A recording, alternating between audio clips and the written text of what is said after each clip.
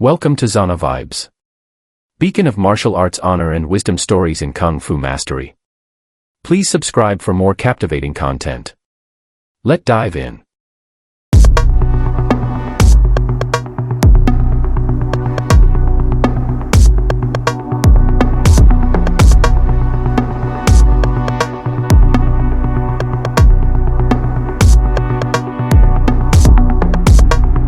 The cold stone walls of the imperial prison echoed with the sound of heavy chains clinking against the floor.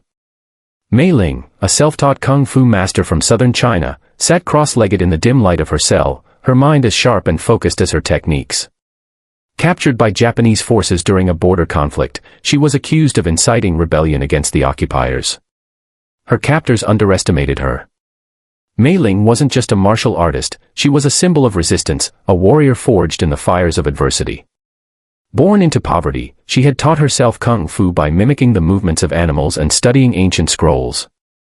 Through discipline and perseverance, she became a legend in her village, a protector of the weak.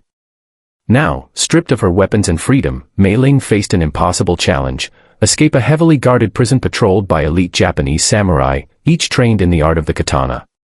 As the moonlight crept through the cracks in the stone, Mei-Ling meditated, drawing on her inner strength and the wisdom of her training. Her captors had left her unarmed, but they didn't realize that her greatest weapon was her body and mind.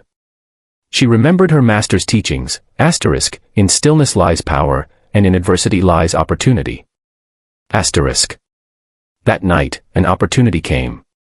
A drunken guard, overconfident and careless, stumbled into her cell to taunt her.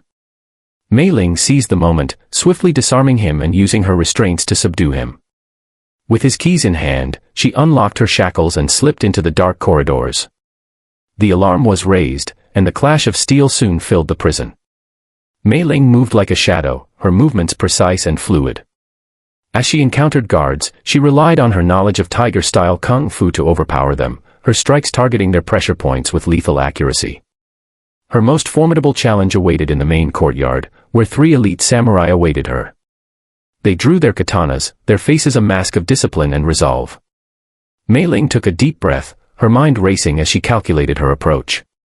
She couldn't match their blades with brute force, but she didn't need to. She relied on the teachings of crane-style kung fu, using evasive footwork and misdirection to outmaneuver her opponents. As the first samurai struck, she deflected his blade with her iron-hard forearm, twisting his momentum against him and sending him sprawling. The second samurai charged, but Mei-Ling used a spinning kick to disarm him, following up with a devastating palm strike to his chest. The final samurai, their leader, was more cautious.